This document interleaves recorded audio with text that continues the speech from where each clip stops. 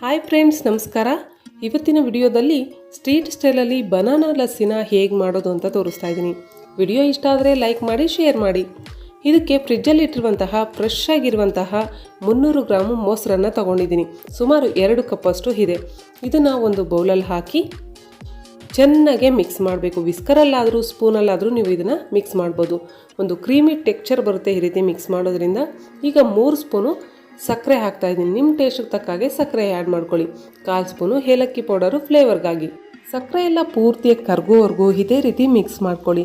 In case ನೀವು ಇದನ್ನು ಮಿಕ್ಸಿಯಲ್ಲಿ ಗ್ರೈಂಡ್ ಮಾಡಿದ್ರೆ ಮಜ್ಜಿಗೆ ಥರ ನೀರು ಥರ ಆಗುತ್ತೆ. ಇಷ್ಟೊಂದು ತಿಕ್ ಕನ್ಸಿಸ್ಟೆನ್ಸಿ ಬರೋಲ್ಲ. ಈಗ ಇದಕ್ಕೆ ಒಂದು ಬಾಳೆಹಣ್ಣನ್ನು ತೊಗೊಂಡಿದ್ದೀನಿ, ಚಿಕ್ಕದಾಗಿ ಕಟ್ ಮಾಡಿದ್ದೀನಿ. ಒಂದು ಸರ್ವಿಂಗ್ ಗ್ಲಾಸ್ಗೆ ಮೊದಲು ಐಸ್ ಕ್ಯೂಬ್ಸ್ ಹಾಕಿ ಆದರೂ ನೀವು ಇದನ್ನು ಆ್ಯಡ್ ಮಾಡ್ಬೋದು.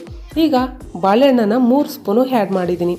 ಇದ್ರ ಮೇಲೆ ಗಟ್ಟಿಯಾಗಿರುವಂತಹ ಲಸ್ಸಿ ಹಾಕಿ. ನಾನು ಮಾಡೋ ಕ್ವಾಂಟಿಟಿಗೆ 2 ಗ್ಲಾಸ್ ಆಗುತ್ತೆ. ಇದ್ರ ಮೇಲೆ 2 ಸ್ಪೂನು ಹಾಲಿನ ಕೆನೆಯನ್ನು ಹಾಕ್ತಾ ಇದ್ದೀನಿ.